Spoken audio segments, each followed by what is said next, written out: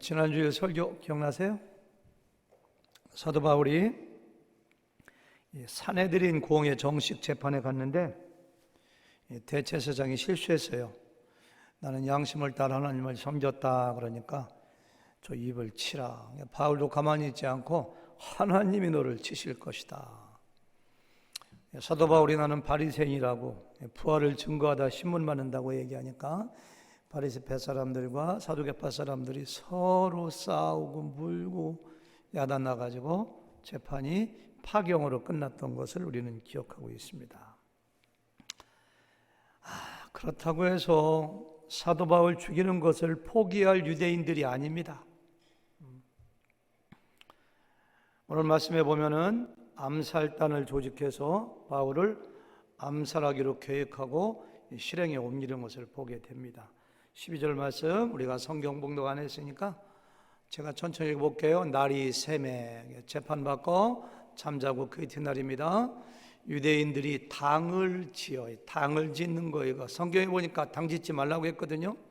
당을 지어 맹세하되 바울을 죽이기 전에는 먹지도 아니하고 마시지도 아니하겠다 하고 13절 다 같이 시작. 이같이 동맹한 자가 40여 명이더라 이렇게 했어요. 그 사람이 한국에 있건 유럽에 있건 러시아에 있건 만약에 어떤 한 사람이 나 오인균을 죽이기 전에는 먹지도 않고 마시지 않겠다 결심한 사람이 이 지구상에 한 사람만 있어도 저는 발 뻗고 잠을 못 잘 것 같아요.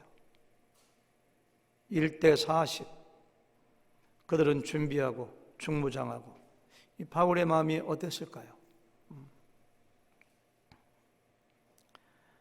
이들은 맹세할 뿐만 아니라 전략을 짜고 대제사장 장로들에게 가서 어떻게 하라고 그때 우리가 죽이겠다고 전략을 짜고 실행에 옮기려고 해요. 14절 제가 읽어볼게요.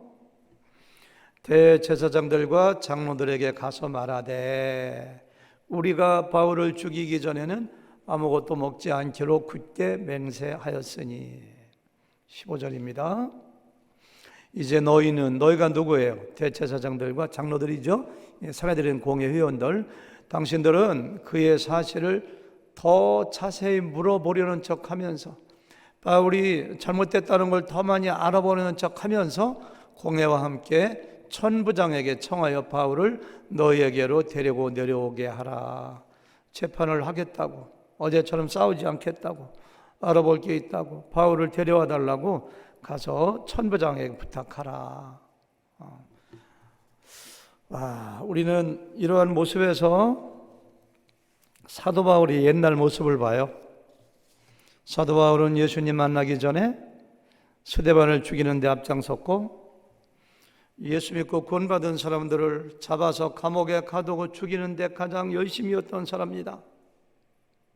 그렇다고 해서 사도 바울이 악당같이 나쁜 사람인가 잔인한 사람인가 그렇지 않아요. 사도 바울도 하나님을 섬기는 사람이었고 율법에 열심인 사람이었고 나름대로 온유한 점도 있었을 것이고 자비한 마음도 있었을 것입니다.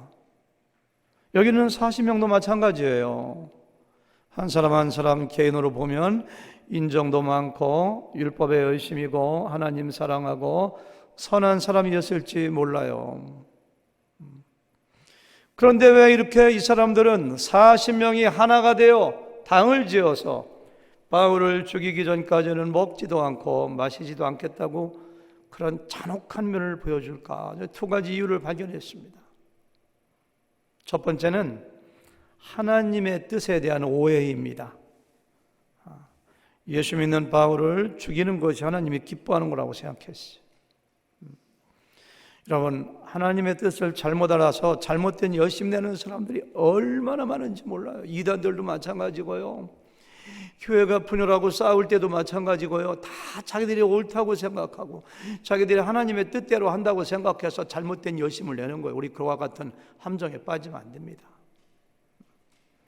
두 번째는요, 소위 말해서 집단화에 따른 체면 현상 때문입니다. 신학자 라인홀드 니버는 말하기를 아무리 선한 개인일지라도 일단 집단화하면은 얼마든지 비도덕적인 사람이 되고 잔인한 사람이 될 수가 있다 이거예요. 집단화의 역설입니다. 역설.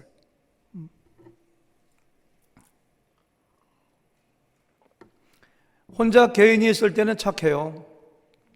근데 어떠한 일에 한번 뭉치기만 하면은 함께 참여할 때는 서로가 서로를 충동질해요. 서로가 서로를 막 자극해요. 이런 걸 선한 일에 우리가 선용할 수도 있지만 되게 악한 일을 할 때는 그래요. 이렇게 많은 사람들이 함께 하는데 다수가 잘못 판단해서 틀릴 리가 없고 다수가 함께 망할 리가 없다는 체면에 걸리는 거예요. 그래서 개인의 이성적인 판단이 마비되고, 그래서 아무리 악한 일이라도 망설임 없이 대담하게 실행하는 것을 우리가 많이 볼 수가 있습니다. 이 성경에 그런 현상이 굉장히 많이 나와요.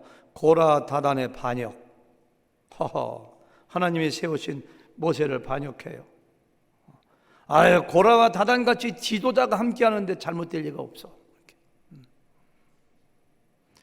모세가 시내산에 십계명 받으러 올라갔을 때 아론을 중심으로 금송아지를 만들어 놓고 절하고 춤을 추고 우상을 섬겼던 이스라엘 백성들, 아론이 함께하는데, 이렇게 많은 사람들이 온 이스라엘 백성이 함께하는데 잘못될 리가 없어라고 하는 그와 같은 심리 현상입니다.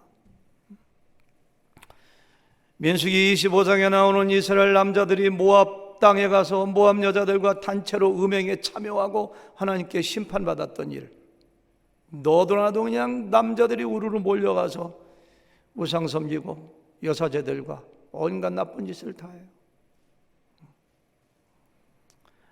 우리가 역사 가운데서도 그런 걸 굉장히 많이 볼 수가 있어요. 유대인들을 600만 명이나 살해했던 독일의 나치 집단 히스테릭처럼 체면화 현상, IS가 사람들을 잡아서 목을 자르고 처참하게 죽이는 그런 사람들, 그 사람들 개인으로 보면 착할 수도 있죠. 가정에 충실할 수가 있죠. 근데 집단화의 체면. 잠언서 11장 21절에 보면은 이러한 사람들에 대해서 하나님은 이렇게 경고하십니다. 자막을 띄워주셔야죠. 준비가 안 된 것 같으네요. 악인은 피차 손을 잡을지라도, 악인이 아무리 손을 잡아 하나가 될지라도 벌을 면하지 못할 것이나 의인의 자손은 구원을 얻으리라. 악인이 나쁜 일에 50명, 100명, 1000명, 우리 교회 온 성도가 온 세상 사람 수백만 명이 모여도 얼마든지 하나님의 뜻에 반할 수 있다는 것을 우리는 기억해야 됩니다. 다수결의 함정에 빠지면 안 돼요.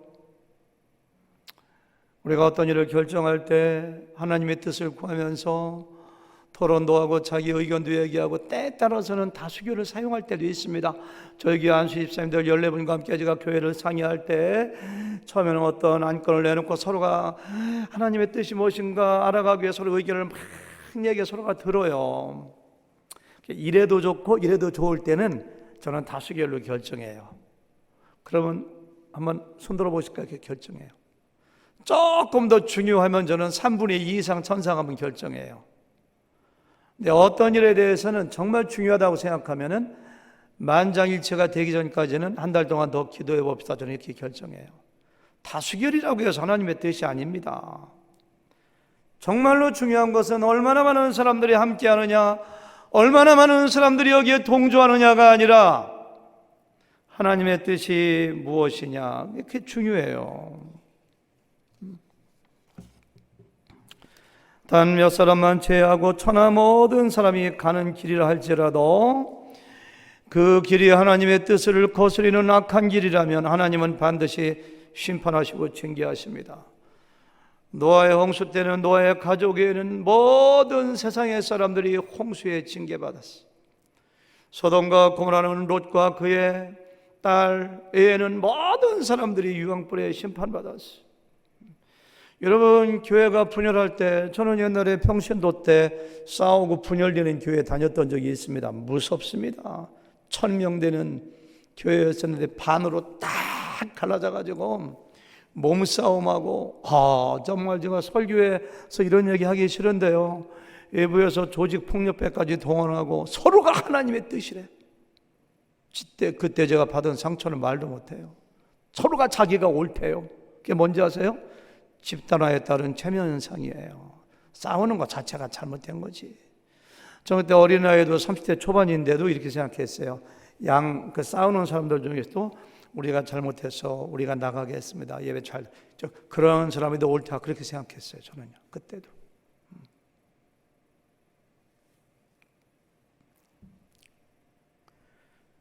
집단화에 따른 체면현상, 자기가 옳다고 생각하는 자기 중심이에요. 정치도 얼마든지 그럴 수가 있어요. 보수가 됐건 진보가 됐건 그럴 수가 있어요. 따라서 저 여러분들은 군중에 휩쓸리는 것이 아니라, 절대 다수에 휩쓸리는 것이 아니라 하나님 말씀을 통하여 하나님의 선하시고 온전하시고 기뻐하시는 뜻이 무엇인가, 그것을 찾아야 됩니다. 아멘. 바울은 사명자입니다. 로마에 가서 복음을 증거해야 됩니다. 따라서 하나님은 사명자를 보호하십니다. 그래서 16절부터 보면은 하나님께서는 5가지의 기적을 통해서 사도 바울을 보호하시고 인도하시는 모습을 볼 수가 있어요. 어떤 사람은 이게 무슨 기적이냐고 할지 모르지만 다 기적이요, 기적. 첫 번째, 하나님께서는 바울의 생지를 통하여 바울의 암살 소식을 듣게 하시고 생지를 통하여 바울이 보호받을 수 있도록 역사하는 것을 볼 수가 있어요. 16절 말씀 같이 보실까요? 시작. 바울의 생질이 그들이 매복하여 있다함을 듣고 와서 영내에 들어가 바울에게 알린지라. 바울을 죽이려고 결심했던 40명의 사람들은 틀림없이 사두개파 사람들일 것입니다. 바리새인들은 바울을 죽이지 않으려고 했거든요. 옳다고 했거든요. 바울은 바리새파 사람입니다. 바울의 아버지 어머니도, 바울의 누이도, 바울의 누이의 아들인 생질도 바리새파. 사두개파 사람들이 바울을 죽이려고 계획하고 암살 계획을 꾸미면서 어찌 바울의 생질인 그 사람에게 이걸 알려주겠느냐 이거예요.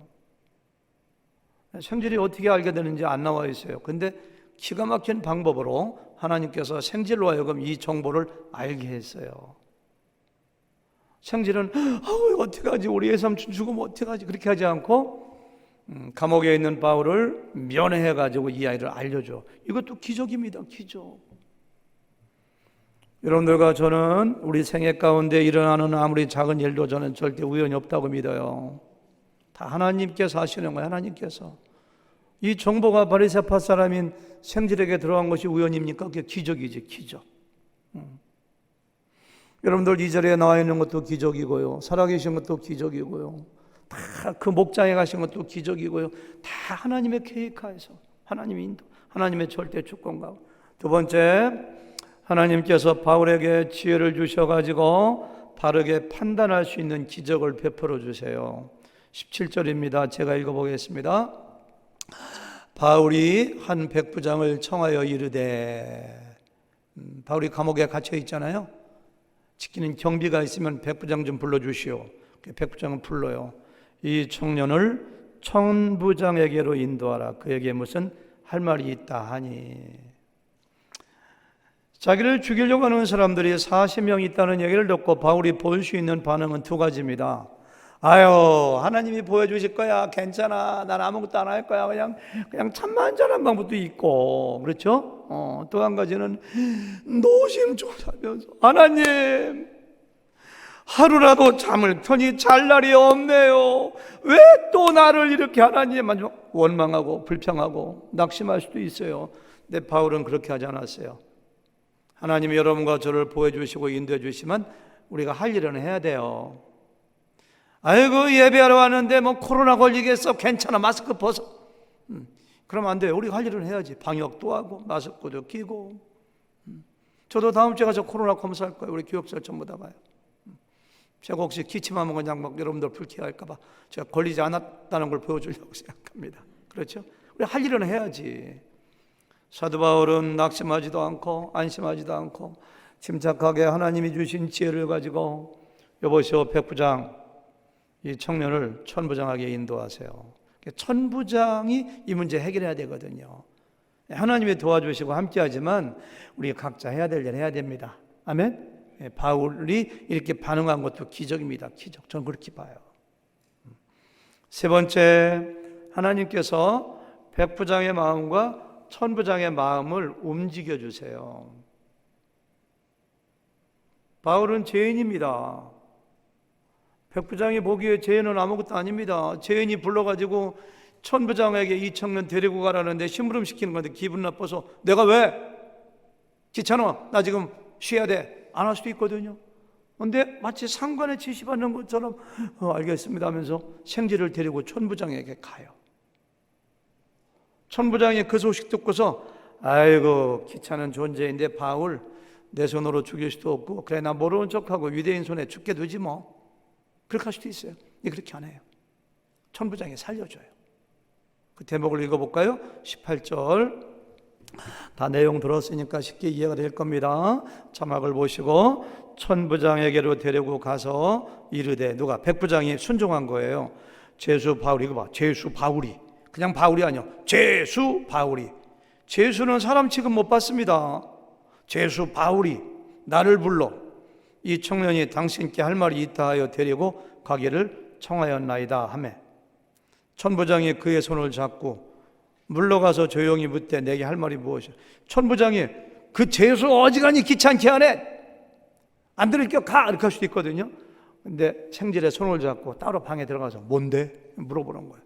20절 대답하되 유대인들이 공모하기를 그들이 바울에 대하여 더 자세한 것을 묻기 위함이라 하고 내일 그를 데리고 공회로 내려오기를 당신께 청하자 하였으니 내일 바울을 데리고 오라고 할 것입니다. 이렇게 하면 당신은 그들의 청함을 따르지 마소서. 방책까지 알려줘. 생질이 참 대담한 젊은입니다. 그들 중에는 바울을 죽이기 전에는 먹지도 않고 마시지도 않기로 맹세한 자 40여 명이 그를 죽이려고 숨어서 지금 다 준비하고 당신의 허락이 뭐예요? 바울을 데리고 나오는 거예요. 재판한다고 기다리나이다 하니 22절 다 같이 시작. 이에 천부장이 청년을 보내며 경계하되 이 일을 내게 알렸다고 아무에게도 이르지 말라 하시고 이렇게 했어요. 물론 하나님께서 우리를 창조하실 때 각 사람마다 자유의지를 주셔가지고 우리가 선택할 수 있는 자유가 있는 것 사실입니다. 여러분들이 오늘 교회에 올 수도 있었고 안 올 수도 있었고 여러분들이 선택하는 거예요. 집에서 예배할 수 있었고 밖에 나갈 수도 다 선택하는 거예요. 그런데 하나님께서 그 사람의 마음도 얼마든지 주관하실 수 있다는 걸 우리가 인정해야 돼. 왜? 하나님이 우리 마음을 지으셨기 때문에. 개역교정에 보니까 잠언서 이런 말씀이 있어요. 물이 보에 있음 같이 왕의 마음이 하나님의 손안에 있느니라. 이거 세 번역으로 읽어볼까요? 자막 띄울 수 있어요? 잠언서 21장 1절인데요. 시작. 여호와께서 왕의 마음을 다스리시며 그 생각의 방향을 도랑물처럼 마음대로 바꾸신다. 왕의 마음이 하나님의 손에 있어요. 왜 왕이라고 했을까? 왕의 마음도 하나님의 손에 있는데 백부장, 천부장, 우리 같은 보통 사람들의 마음은 어떻게 했어요? 하나님께서 얼마든지 사람들의 마음을 바꿀 수가 있다는 거예요. 바꿀 수가 있다는 거예요. 하나님께서는 바울을 살리고 보호하기 위해서 백부장과 천부장의 마음을 또랑물을 이렇게 저렇게 인도하는 것처럼 마음을 이렇게 인도하신 거예요. 따라서 여러분들 어떤 일에 대해서 누구를 설득해야 될 때 내 아내, 내 남편, 우리 목사님 아니면 우리 성도님 이것이 하나님의 뜻인데 저분이 마음을 바꿔야 되는데 그러면은 그 사람 마음 바꾸려고 설득하는 것도 중요하지만은 먼저 하나님께 기도하세요. 기도. 하나님 제 남편이 이거 그렇게 못하게 하고 하는데 제 남편의 마음 좀 바꿔주세요. 잠언서 21장 1절에 보니까 왕의 마음이 하나님 손안에 있다고 했지 않습니까? 보에 있는 물을 하나님이 흘리기도 하고 가둬두기도 하는 것처럼 왕의 마음은 또 하나님의 손안에 있으신데 내 남편 마음 좀 바꿔주세요. 하나님을 설득하는 게 빠를 수가 있어요. 하나님께서 지금 이 천부장과 백부장의 마음을 이렇게 바꾸셔서 이 바울을 잘 보호해 주도록 해주시는 모습을 여기서 볼 수가 있습니다. 네 번째, 470명의 하나님께서는 바울을 보호하시는데요, 470명의 군대의 호위 아래 가이사라에 안전하게 도착하도록 해주세요. 24절, 23절, 24절 읽어보겠습니다. 백부장 둘을 불러 이르되, 누가? 천부장이 백부장 둘을 불러 이르되 밤 제3시에 가이사라에 갈 보병 200명과 기병 70명과 창병 200명을 준비하라 하고 또 바울을 태워 총독 벨릭스에게로 무사히 보내기 위하여 짐승을 준비하라 명하며. 와, 몇 명이라고요? 보병 200명, 창을 든 사람 창병 200명, 기병은 말 탄 사람이거든요. 말 탄 사람 70명, 합계 몇 명이에요? 470명. 천부장이기 때문에 그 밑에 군사가 1000명이라고 하는데요, 기록에 의하면 그 당시에 예루살렘에 600명의 로마 군인들이 주둔하고 있었다고 해요. 600명 중에서 470명이 동원되어 가지고 앞에는 보병들이 그냥 콱콱, 뒤에는 그냥 창을 든 사람들이 200명 세고, 옆에는 그냥 말 탄 사람 70명이 35명씩 쫙. 이거 무슨 왕도 아니고, 아니 40명에 아무리 무장했다지만 군인들이 아닌 사람들을 방어하기 위해서 470명을 보낼 필요가 뭐 있어요. 근데 하나님께서는 참 재밌으신 분입니다. 이렇게 하세요. 하나님께서는요, 31절, 33절 보세요. 무사히 도착하는 모습 나오죠. 좀 뛰어넘어가지고, 보병이 명을 받은 대로 밤에 바울을 데리고 안디바드리에 이르러. 안디바드리는 좀 이따 지도에서 보시겠습니다만은 예루살렘과 가이사라까지 약 60마일, 100km 정도 되거든요. 중간에 있는 도시입니다. 구약에서는 아벡 전투, 아벡이라고 하죠. 안디바드리에 이르러 이튿날 기병으로 바울을 호송하게 하고 영내로 돌아가니라. 보병과 창병은 돌아가요. 33절 다 같이 시작.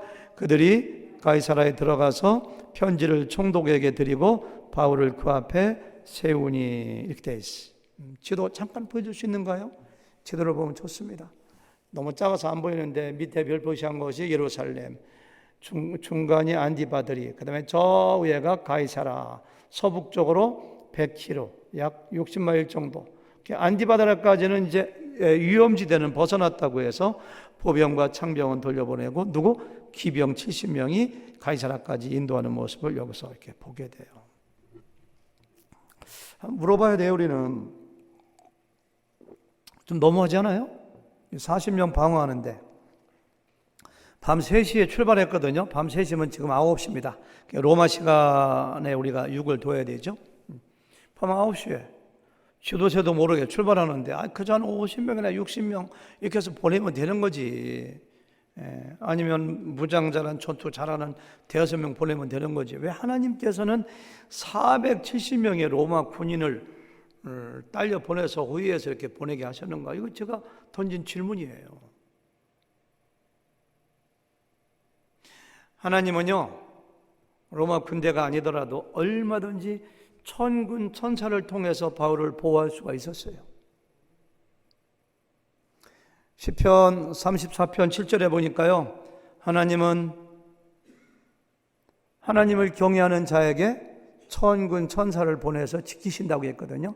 여러분과 제가 하나님을 경외하면은 천군 천사가 우리를 이렇게 둘러싸고 있어요. 아람 왕이 엘리사를 죽이기 위해서 수천 명의 특수부대를 보내가지고 엘리사의 집을 밤사이에 몇 겹으로 완전히 포위시킵니다. 엘리사의 종 게하시가 주인님 큰일 났습니다. 밖에서 나와보세요. 그러니까 엘리사가 뭘 두려워하냐. 그래서 영적인 눈을 팍 뜨게 해주니까 하나님의 천군 천사가 불말과 불병거를 타고서 그 사람보다 더 더 많이 엘리사를 포하고 있는 모습을 보여줘요. 저 여러분들이 하나님을 경외할 때, 우리의 자녀들이 하나님을 경외할 때 하나님은 천군 천사를 통해서 우리를 보호해 주세요. 베드로가 말고의 길을 잘랐을 때 예수님께서 내가 12영도 더 되는, 한 영이 한 군단 6천여 명이거든요. 7만 2천 명도 더 되는 천군 천사를 보내서 이들을 물리칠 수 없을 줄 아느냐 이렇게 말씀하셨거든요. 저 여기 나오는 470명의 로마 군인은 하나님께서 하나님을 경외하고 사명을 가진 자를 지키시는 천군 천사를 보냈다는 것을 가시적으로 바울에게 알려주시고 우리에게 저는 알려주시는 거라고 생각해요. 바울 눈에 안 보이게 이렇게 보여주시는 것보다 눈에 보여. 바울이 말 타고 가운데 갈 때 기분이 어땠을까요? 내가 왕도 아니고 하나님의 왕이지, 하나님이 지켜주신. 얼마나 위로가 되었을까요? 와, 하나님이 그 무시무시한 로마 군대를 470명씩이나 동원해 주시는구나.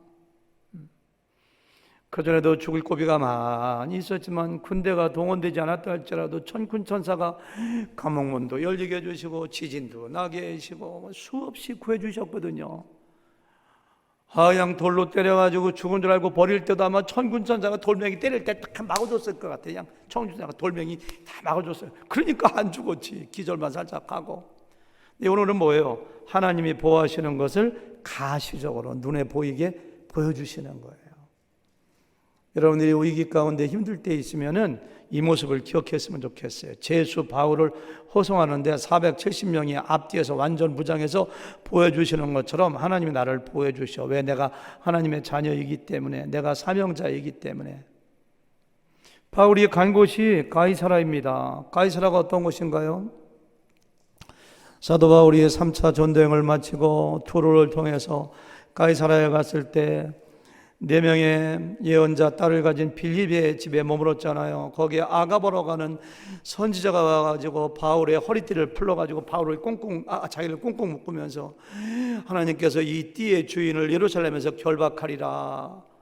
그러니까 사람들이 올라가지 마세요, 올라가지 마, 올라가면 죽어요. 그러니까 바울이 왜 너희가 울어 내 마음을 상하게 하느냐, 내가 결박당할지라도 예루살렘에서 죽을지라도 올라가야 하리라. 그게 올라간 데가 가이사라거든요.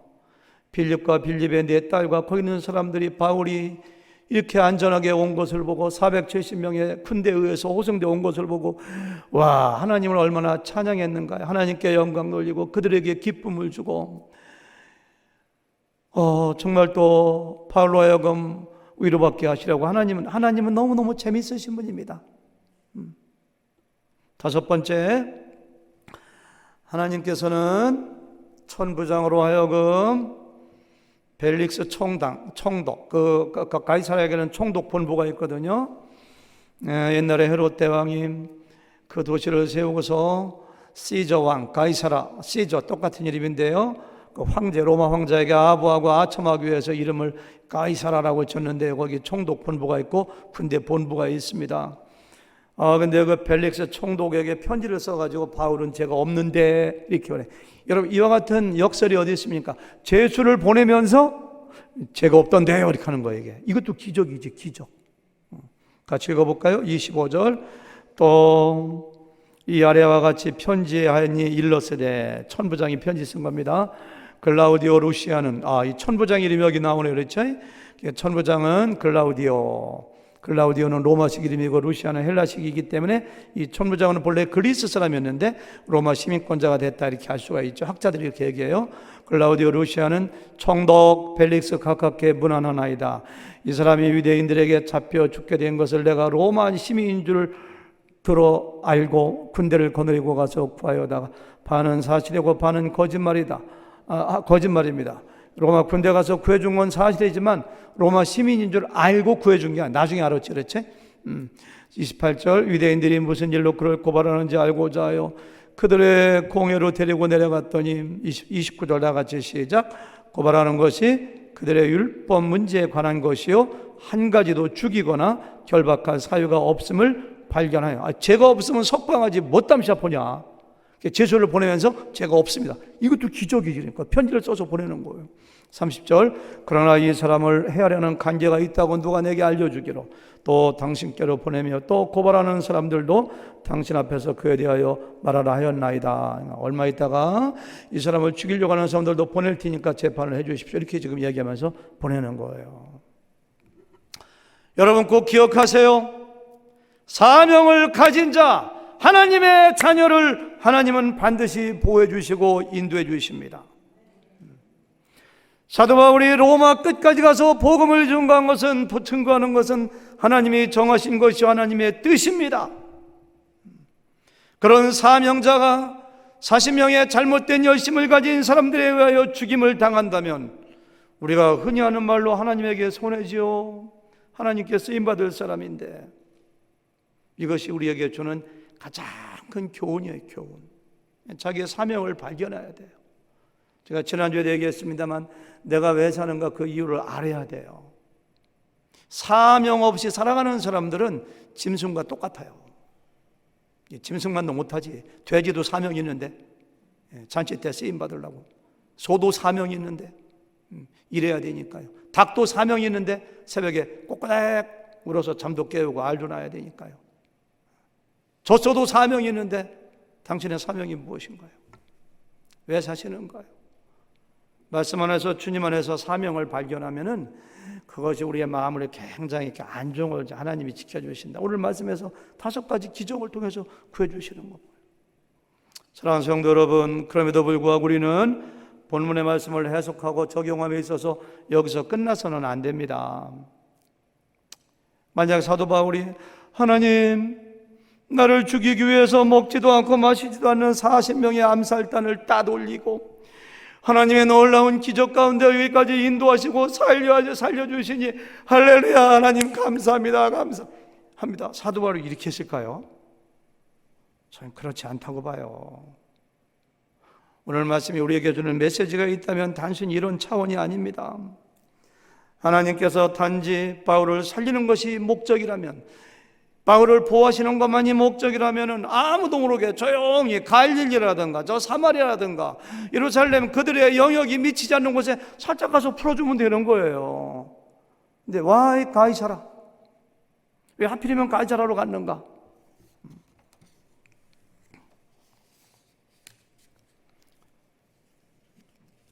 하나님이 나를 살려주셔 감사합니다, 모든 것이 끝났습니다, 이런 차원이 아니라 복음을 증거하기 위해서 로마로 가기 위한 첫걸음을 하나님께서 시작하셨다는 것입니다. 전날 밤에 하나님께서 환상 중에 바울에게 나타나셔가지고 담대하라, 내가 예루살렘에서 나의 일을 증언한 것처럼 로마에 가서 증언하여 하리라. 사도 바울이 최종 죽을 장소는 로마예요. 로마에 가서 복음을 반드시 증거해야 돼요. 따라서 오늘의 말씀은 사도행전 1장 8절, 오직 성령이 너희에게 임하시며 너희가 권능을 받고 예루살렘과 온 유다와 사마리아와 땅끝까지 내 증인이 되리라. 이 말씀이 어떻게 실현되어져 나가는가를 우리에게 보여준다는 차원에서 이 말씀을 해석하고 이 말씀을 우리에게 적용해야 된다는 거예요. 다시 말해서 복음이 온갖 핍박과 죽임과 환난을, 장애를 뛰어넘어 어떻게 땅끝까지 전진해 나가는 것을 보여주는 것이 바로 오늘의 말씀이에요. 사도 바울도 이거 몰랐겠어요? 알았죠. 그러니까 사도 바울이 하나님 보여주시니 감사합니다, 할렐루야, 이 차원이 아니에요. 사도 바울은 멀리 로마를 바라보고 하나님 감사합니다.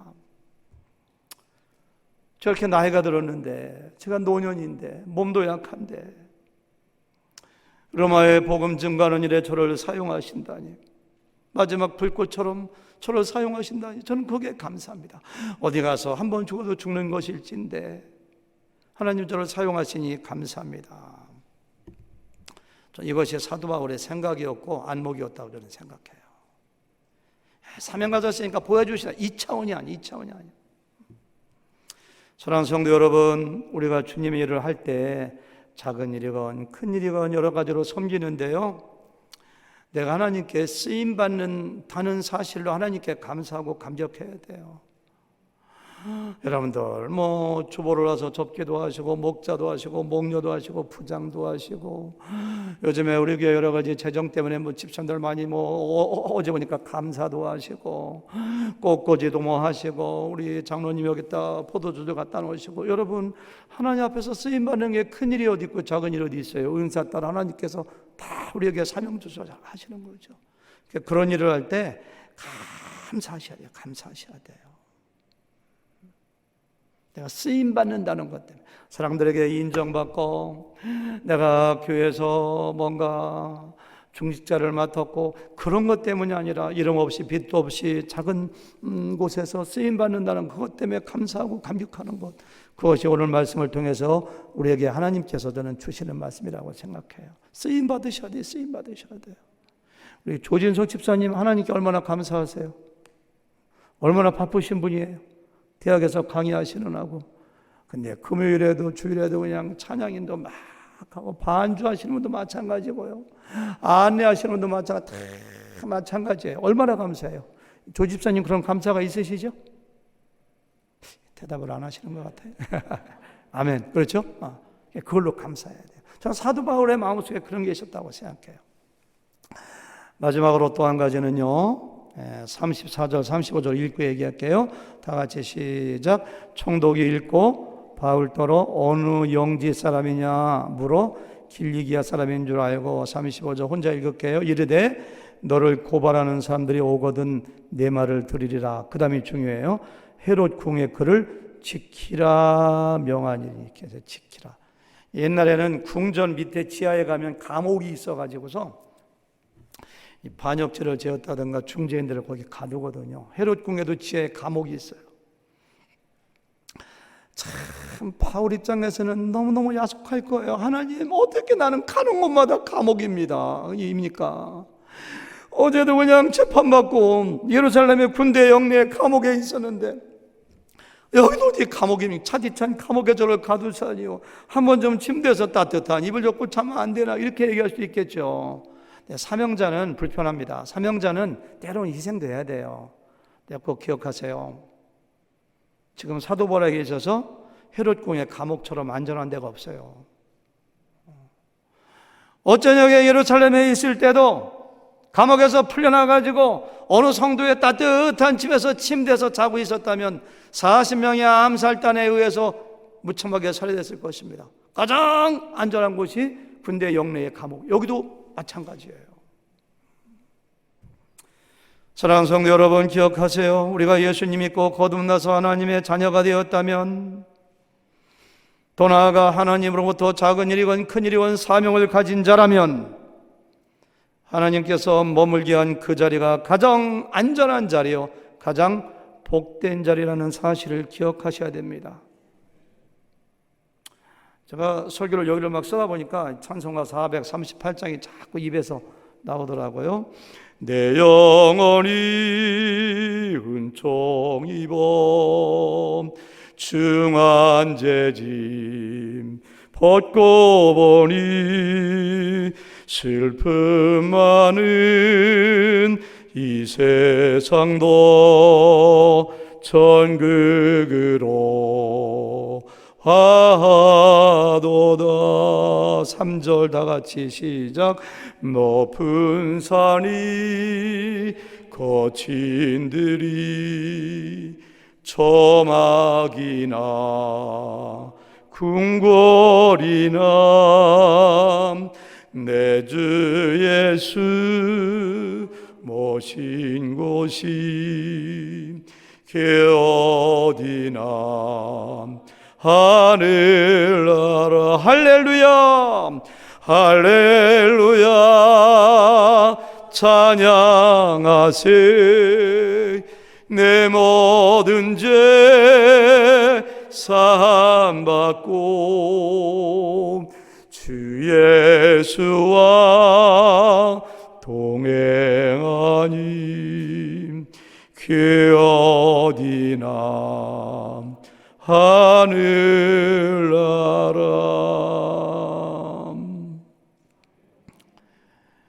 돈이 우리에게 따뜻한 방과 푹신한 침대를 주지만 우리에게 잠을 주시는 것은 아니에요. 잠을 주는 건 아니에요. 평안한 마음을 주는 거 아니에요.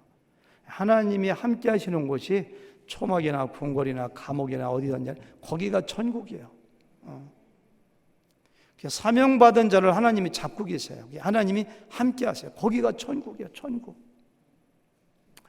하나님, 저를 이왕 미국으로 불러주시려면은 산수가 아름답고 경치가 기가 막힌 그런 곳으로 불러주셨기, 삭막한 달라스, 텍사스로 불러주셨는 거예요. 하나님, 저에게 직장을 주려면 누구처럼 봉급도 많고 좀 좋은 데 주시지 왜 이런 직장을 주셨는 거예요?